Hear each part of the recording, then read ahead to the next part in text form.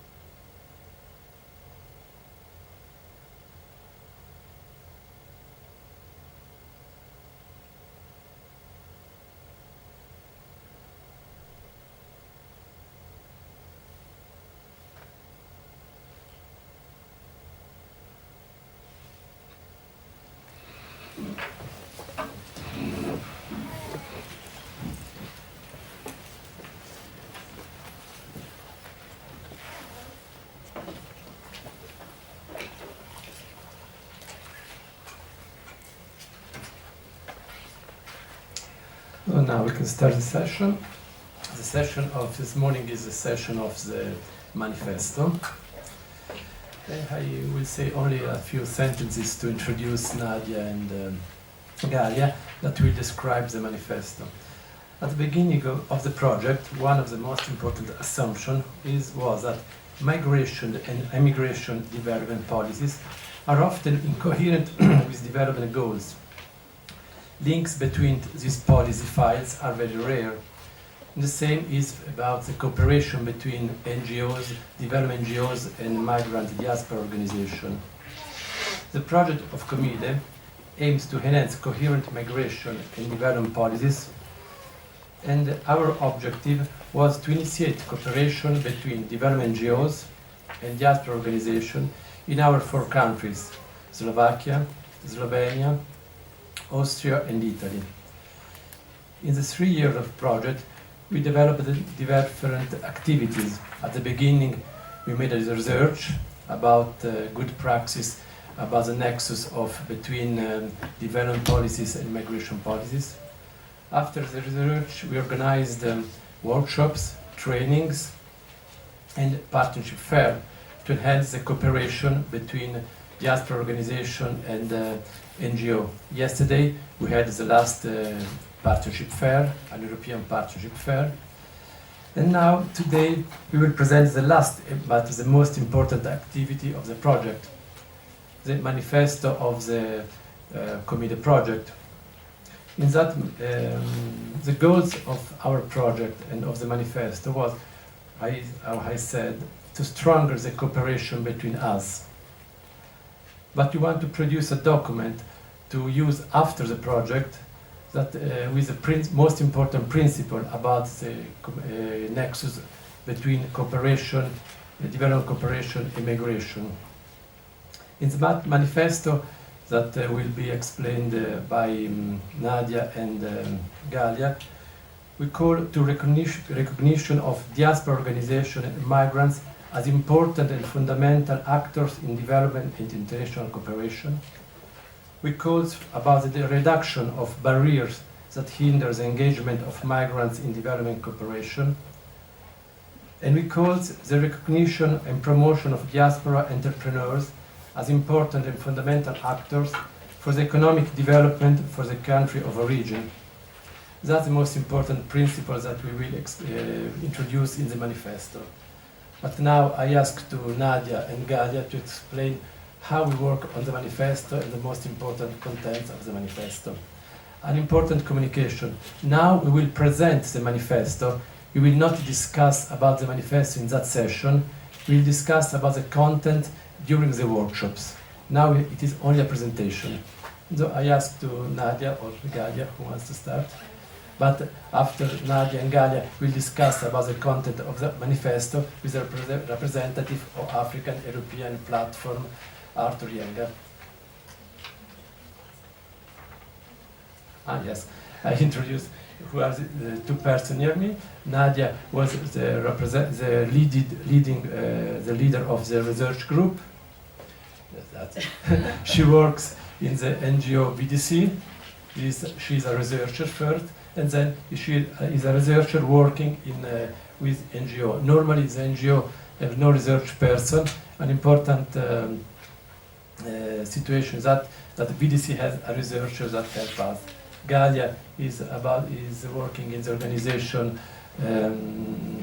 Excuse me. SDI of Slovakia. Excuse me, I don't remember the name. Okay, and Arthur is responsible of the Africa-European platform, coordination of different organizations of diaspora based in Brussels. This organization is founded by 2 years with the help of an European project, and it represents different diaspora organizations in Europe. Want to start, you or Daniel? Good morning to everyone. A very warm welcome also from my side. I'm very happy and very pleased to present Committee Manifesto on Migration and Development that you will also find in the folder that you got outside and also online, of course, under comide.net/manifesto. When we first had the idea to develop a manifesto on migration and development, we started from the point of view that fundamental structural behavior changes in the domain of migration and development are absolutely needed. The manifesto summarizes core principles that would yield to more coherence, as Pietro already said, in the migration development nexus, and also to the full exploitation of the development potential of diasporas and migrants. It serves as a public, so it's a public declaration of commitment of all active supporters. So everyone is invited to support it, and we will endorse it later on. But even if you have partner organizations or migrant organizations that are not present here, please distribute it widely, and everyone is invited to support this also. The manifesto is the result of Comide, of this 3-year project, which is a project that was implemented in close cooperation with migrant organizations such as the AVP, which is the Austrian umbrella organization of African migrant organizations. And I welcome Alexis here. I think you have had the chance to discuss with him yesterday. Unfortunately, I wasn't here. Another migrant organization that contributed to the manifesto is AFFORD. It's the London-based African Foundation for Development. Jibril Fall gave a speech yesterday, so you have met him, you know about AFFORD. And AFFORD is also known as a pioneer for the concept of diaspora development. And last but not least, Arthur Jenga was also involved as a consultant, and he will represent here the Africa-Europe platform, as Pietro already said. Some of the recommendations were already developed during the Forum Migration and Development that took place this year in Vienna and was organized by AVP in cooperation with the VIDC. And I'd like to emphasize here that this is the close cooperation with migrant organizations is something that maybe distinguishes our initiatives from others.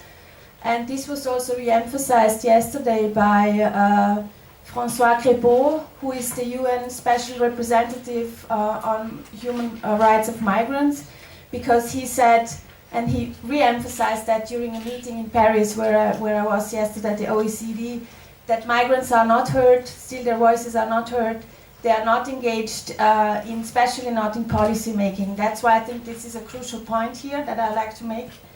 And that we have always tried to strive for in this project, and we will continue to do.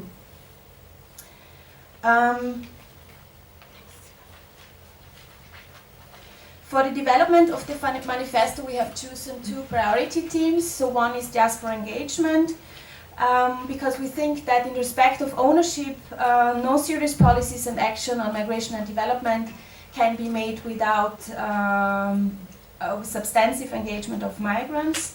And the purpose of the manifesto is also to encounter, in a political sense, the migration policies, and it calls for a human rights-based approach to migrants and for the freedom of movement. I will come back to that later. The second priority is diaspora entrepreneurship, and this was very often proposed by different migrant organizations in workshops that we held together with them, because it's often like private sector and entrepreneurship sector is often overlooked by the development cooperation, and it's a new opportunity for partnerships and socioeconomic development, and it's regarded as crucial by migrant organizations and also, of course, by sending countries. As Angela might have told you yesterday, I'm sure there are also incentive for diaspora groups to become entrepreneurs and in this sense develop social development, socioeconomic development. Yes, I will also come back to that later on. Now we move on to diaspora engagement, and Galia will then continue with entrepreneurship. The first demand is, obviously, acknowledge migrants and diaspora organizations as development actors because of their experiential knowledge and intrinsic understanding of social, political, and economic development in their countries of origin. In other words, we should encourage the EU international institutions and also the national governments to establish a fruitful two-way relationship, recognizing that migrants and diaspora groups have their own definition of development, their own agenda, and their own priorities. And another important fact that I would like to highlight here is that diasporas are not a homogeneous group, therefore it's important to unpack, we say that to unpack them. This term comes from Feist, migration development expert, which means yes, to distinguish different interests between diaspora groups, socio-demographic determinants, and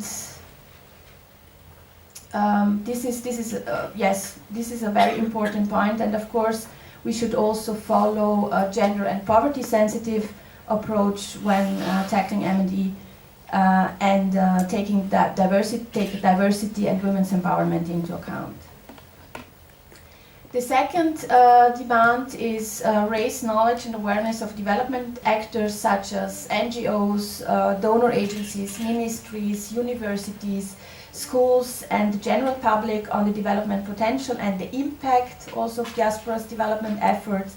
And this can be done through the dissemination of information and knowledge on cultural, social, economic benefits of migrants, and as well as through innovative public campaigns, as we have recently launched within Comité. I don't know if you have spoken about that yesterday, but we can explain that also later. Of course, the media plays a decisive role here. For that reason, we should further diversity, inclusiveness, and multiculturalism in mainstream media. One idea would be to engage journalists with a migration background to report on M&D issues, and also to have training manuals, for instance, for this purpose.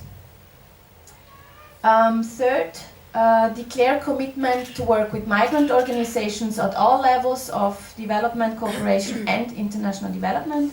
This means involving them in the implementation of programs, in monitoring and evaluation, which is also a crucial point, and in advocacy. But what is even more important is to involve them in policy making, and this is the point that François Crépeau made yesterday, and in programming as well as in budgeting. So there should be budgets allocated to them. Fourth demand, besides the commitment to work with the organizations of migrants, another important issue is the commitment to work with them as individuals. So here we mean also the adaptation of recruitment policies in development NGOs, donor agencies, public institutions and research institutes, for instance, because we think that migrants should be engaged as experts and as consultants. And here what we should further discuss is the promotion of affirmative action for migrants. Another demand that is made, for instance, because I see Yusuf there, very often by the Association of African Students in Austria is that migrant students should have the possibility to work as interns to get an insight in development cooperation institutions or governmental institutions as paid. I focus on paid interns, and this is also one of the more specific requests under this demand. Fifth, very important, and you know that, is the provision of tailor-made and migrant-centered capacity building programs in which trainings for project cycle management, financial literacy, fundraising, advocacy, strategic planning, and also M&E are offered. The competences and qualifications gained in these trainings should position them as competent and equal partners and upscale their already existing projects. At this point, it's also indispensable to highlight that most migrant organizations work on a volunteer basis, so when you design capacity building measures, this has to be taken account that they should not be organized during normal working days or hours, I mean, but yeah, otherwise it's difficult for them to participate. In addition, of course, the support for diaspora networking and for funding umbrella organizations should be provided. I think Arthur will also say something on that, how the Africa-Europe platform got established and supported by development organizations. Another recommendations related to capacity building is the establishment of online databases or platforms in which diaspora organizations and development NGOs are linked. And within Comide, we have created such a platform, and you're also all invited to use it and to distribute it further.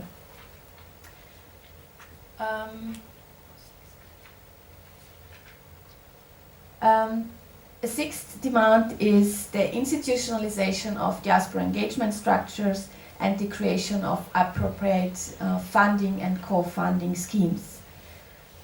Here we could learn from good practices in, for instance, I just mentioned a few, of course there are some others, but for instance Germany, the Netherlands, and recently I heard about Switzerland a lot. Switzerland was very active and present yesterday. This meeting, yeah, so this is something that we should advocate for in our 4 partner countries where we don't have such diaspora engagement structures. Very important point. And here again we have to take into account that those migrants who are engaged in development or awareness raising do have regular jobs and do this in their leisure time. So this is again something that we have to take into account also when we talk about funding of these organizations and initiatives. Yes, I move on to the 7th demand, which is probably the most important one and also the most difficult one to realize. It's removing barriers that hinder diaspora engagement, and here, as I said in the beginning, we call for a human rights-based approach to migrants and for freedom of movement. And what do we mean by that? For instance, the dual or multiple citizenship, which is, for instance, now discussed in Germany for second-generation migrants and might be put into practice. We will observe that. Very important point. And another absolutely essential issue is flexible visas and residence permits, as well as the portability of social and pension rights, just to mention a few here. Of course, we could have a long list of demands here, but this is something that is very much related to migration and development in general, because if you are not well integrated and you are not productive in the socio-economic fabric of your countries of origin, then it's difficult to engage in development in your country of origin. The last demand within the diaspora engagement is the improvement of policy and institutional coherence in the migration and development nexus, because we know that public policies play a crucial role in maximizing the benefits and minimizing the costs of migration, both in countries of origin and destination, and when designing policies that regulate migration flows, integrate immigrants, and optimize the impact of M&D, policymakers need to consider the interactions between migration policies and other public policies, not only development, but also others, in order to better identify the development outcomes. And the OECD, for instance, has also a project on that, in which 10 developing countries are involved, and they are trying to revise and reformulate sectoral policies in order to get better development outcomes.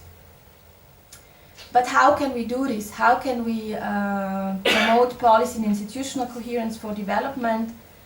There are 4 different levels, but let's just start with 2, with the international level and the national level. At the international level, I think through strengthening cooperation between donor and recipient countries, which is still something that is not satisfactorily achieved, I would say. And in this cooperation, they should strengthen on the transfer of skills and financial resources without linking it to permanent return programs. So this is also one of the very important indicators for best practices or good practices in the migration and development domain.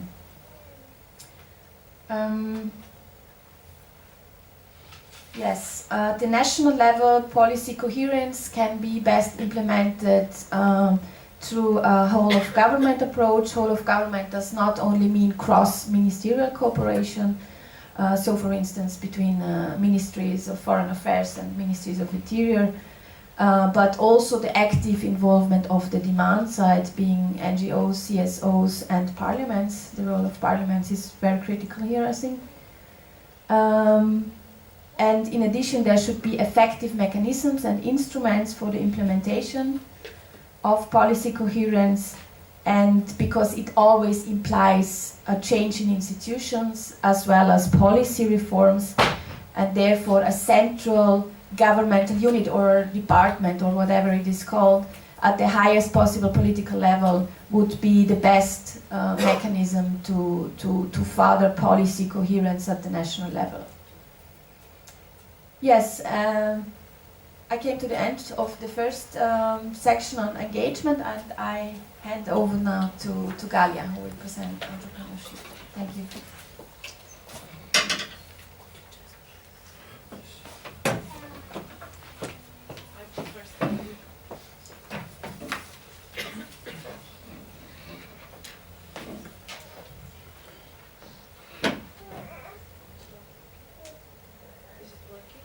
No.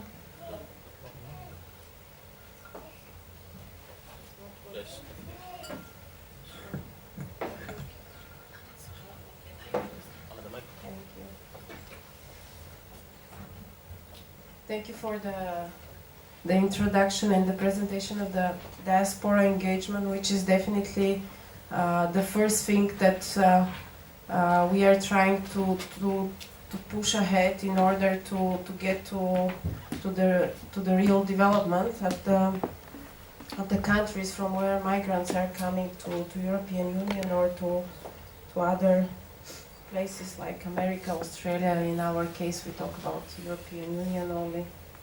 I just want to say that if the aid is not about helping the poorest, then it is not worthy of the name. And what's the reality? That the poorest, why the poor countries are poor? Because they are just poor. So what's the way how we can change that situation and how we can make we can break this vicious circle? Because for the last 20-30 years, those countries, they become poorer and poorer. Although we are declaring a lot of development aid, cooperation, initiatives and activities, and how we can influence it. Diaspora organizations or migrants organizations or individual migrants, they cannot influence general public investments. They can be only focused on the development of the growth and economic growth and increasing of the income generation of the countries of origins and communities from where they're coming from, only by investing or enlarging and enhancing their entrepreneurship skills. And what we need for that, first of all, we need to acknowledge that really those people, they can do that in order to accept them as real partners and real players in the economic growth of those countries.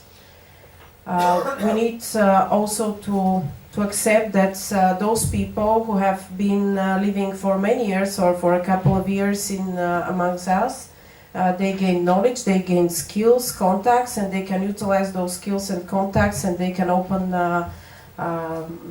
different type of entrepreneur businesses in their countries, and they can develop local jobs, which is the most important for the breaking through of the vicious circle of being poor all the time.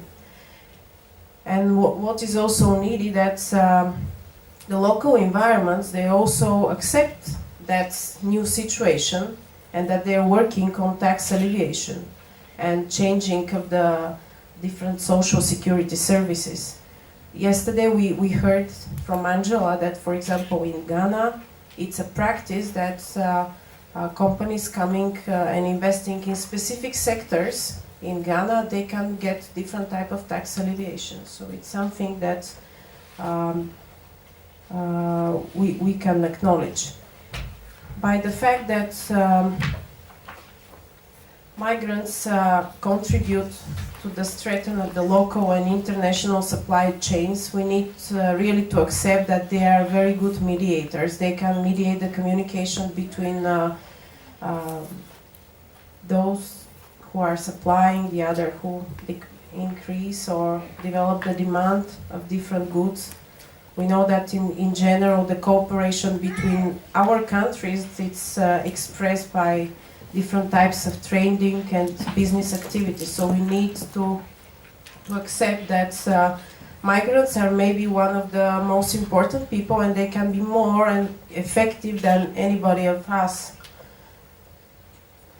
We also need to focus on the professional quality of the business production, and which means that we also need to accept and acknowledge that the migrants are really entering a kind of economic multiplier effect. So one migrant can get us closer to the local environment when we are developing businesses, and it could help to open up new business activities in their countries, or business activities that can positively influence the growth in the country of origin. What we need for that, for the development of the entrepreneurship of the migrants in their countries of origin, is really to know what exactly is needed to be developed. There are some traditional skills, some traditional income generation and economic activities in those countries, and sometimes it's maybe better to look at those things and to utilize the skills of existing labor power in those countries, so we focus on traditional activities. But in the meantime, we also need to consider that these countries are also part of the economic globalization, so they need to develop maybe new businesses. And this is exactly the place where we need to get in contact with the local respective authorities, regional development agencies, or contact focal points as different ministries or diaspora departments as the one we already, it has been already presented yesterday from Ghana. So these organizations, they can be providing better knowledge on the needs of developing smaller entrepreneurs businesses, or investing in small scale and middle scale economic activities. What we also need to be responsible for, and we are calling for that all these enterprise and business activities, that they are environmentally friendly and socially responsible, which means that from one side we need to take care for not destroying the environment, and from the other side that we take care for the most vulnerable groups in those societies, and especially for those who are making the bread. Usually in most of the countries these are women who are mostly viable. In order to make migrants more active in entrepreneurship and investing, in taking the lead in that economic groove, in that process, we need really to invest and to promote their education and capacity building in order to make them able to do that. Because not each migrant has business skills, but maybe if that migrant has an idea, and we manage to develop a kind of a network and environment that sustains and raises his capacity in order to implement that idea, it's the most useful thing. Because it's very tricky not to expect that everybody who is a migrant in European Union, let's say that he's a potential entrepreneur.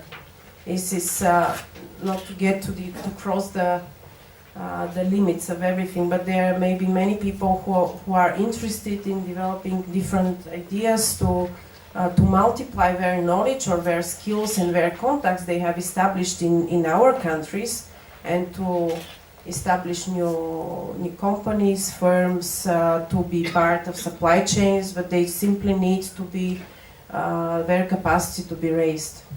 It's something which pays maybe not only for migrants at the end of the day.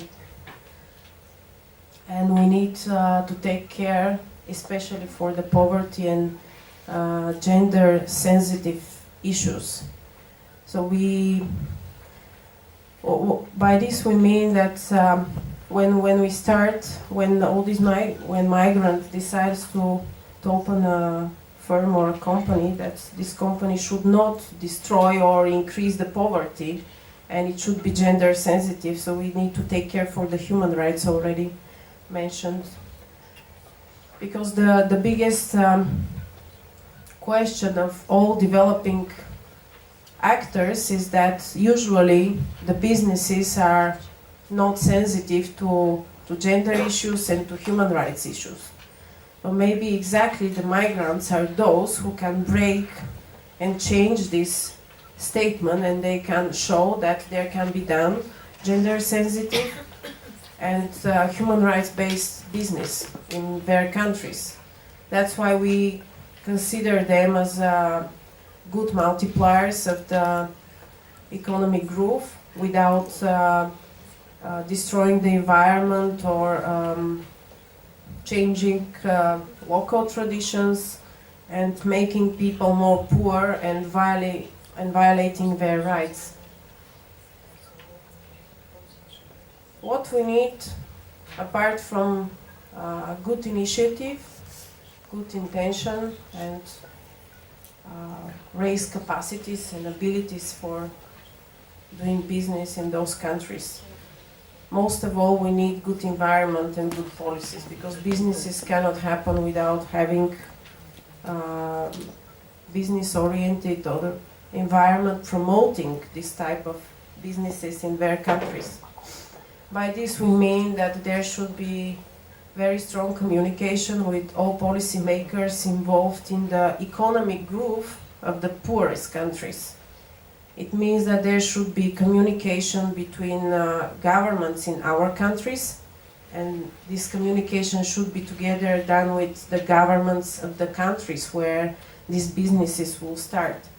And it should be well argumented. This is the most difficult part, how to make this economic diplomacy in the way that it's not too business and oriented, and it's more human rights and gender sensitive. And how to make such a strategic planning that we empower, not only in capacity, in terms of capacity, but financially we empower those migrants to invest in their countries. During the development of the whole project and different meetings and events with diaspora organizations, we have found out that there are different sources for financing such kind of businesses. One of the sources to use the development cooperation funds. Another resource is to use the business initiative and to network with existing industrial chambers or potential big investors. But the biggest source is recognized in that chain is the source of private savings and remittances, because we speak about small businesses, the businesses that we can make personally, migrants can make personally. So it's very important that within the communication with the governments, we make enough efforts to change some existing structures in our countries and to promote saving funds of migrants, maybe to communicate also with the banks who are favoring from the transfers of remittances. And also we can also speak about the social system. Yesterday one of our guests mentioned it as well, about social system to which migrants are contributing within the European Union, but at the end of the day, in most of the cases, if they return to their countries, let's say, they cannot be users of that social system. So there are different fields, and it differs from country to country, where we can speak about using different financial sources already existing, but just channeling them and formulating them, and in order to serve the economic growth in the poorest countries. I remember some 5 years ago a big project about migrants in 5 European countries with a leading partner, Italy. And the idea was to cooperate with UniCredit. And it worked. There was developed a special scheme based on which UniCredit agreed that migrants will be given financial support in the countries where they have offices out of European Union once they return there. And this migrant is relying on his or her credit history or background from the European country, and there was developed a link. So I'm just giving this short example in order to say that there are some attempts, and it's not impossible to involve in that dialogue, in reformulating and changing and restructuring of the policies and financial schemes in support of the entrepreneurship initiatives in the developing countries. And by this, I think that we also need to cooperate closely with different existing networks. The businesses we can utilize, and we also promote engagement of business industrial chambers and networks of economic actors from European Union who are also acting in those countries. Everything is about networking in terms of the business, so we can utilize this field. Okay.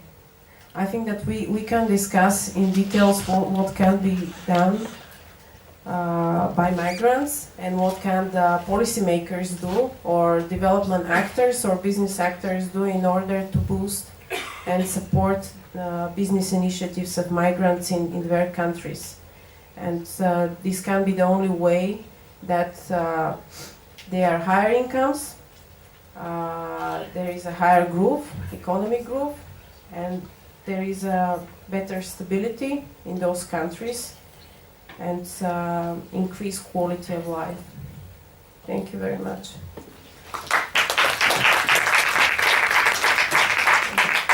Okay, grazie Galia and Nadia.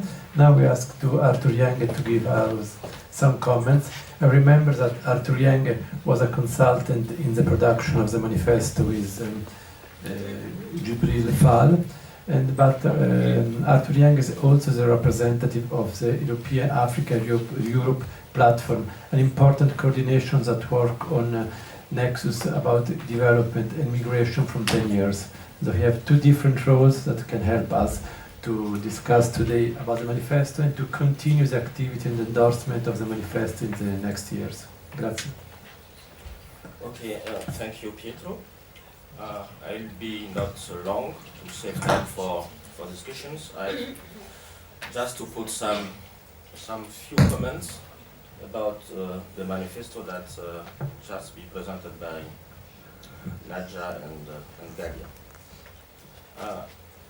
First of all, I would like to acknowledge the good work of all members of the committee project. I really appreciate the commitment towards the project through your close association with me in the drafting of the manifesto, as well as the organization of these speakers' tours and conferences in Vienna, Bratislava, Bologna, and since yesterday here in Ljubljana. I will not, as I say, to elaborate further on the contents of the manifesto, just presented by my colleagues Gary and Nadia. As requested, I give you some brief following comments. As clearly mentioned, the manifesto portrays the strong commitment of migrants as an indisputable actors for development in Europe. This document, therefore, is an appeal for the proposition of the United Nations high-level dialogue on 3rd and 4th October last month to consider this issue as a strong item on the agenda of development after 2015. For this purpose, at the European level, the Africa-Europe platform of diaspora is your partner to perform diaspora engagement in co-development. Our efforts must now focus on two questions. Who is responsible to translate the stipulations of the manifesto into action then? And the second question is, how? My answer to these two questions is simple. For the first question, it's our responsibility as stakeholders of this process we have initiated to start with it.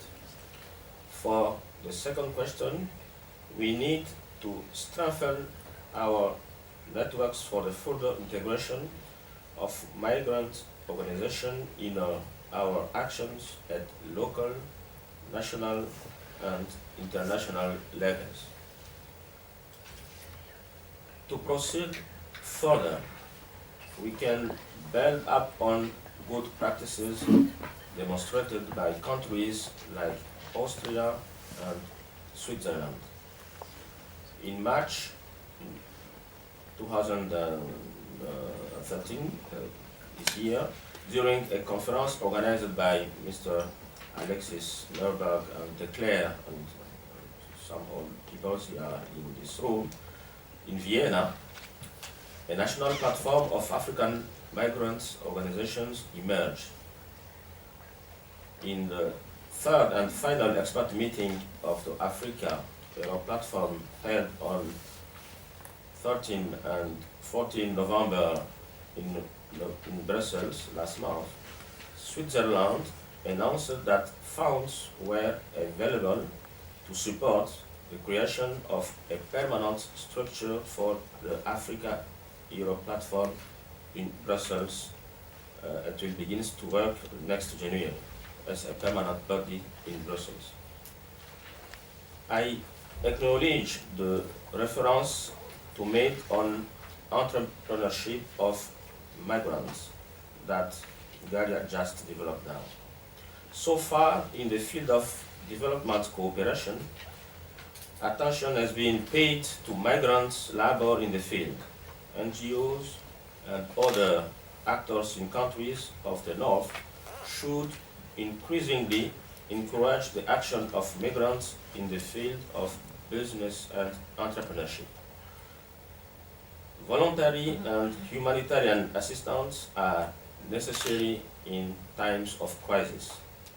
However, development through entrepreneurship becomes a crucial tool to create wealth and revenue. Here, I think on two levels, as we can use as tools. Here we can have dedicated tools about women entrepreneurship and young entrepreneurship. I conclude by commending the concrete partnership we have initiated through this series of conferences with the participation of migrants. I acknowledge then the presence of Angela Odai from Ghana. Maybe I would try to share information. Today is the birthday of Angela, so we wish you happy birthday, Angela.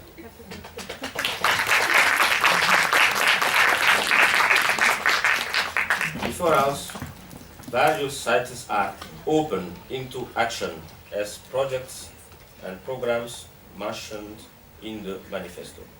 So, ladies and gentlemen, I want to say, let's go to work. Thank you.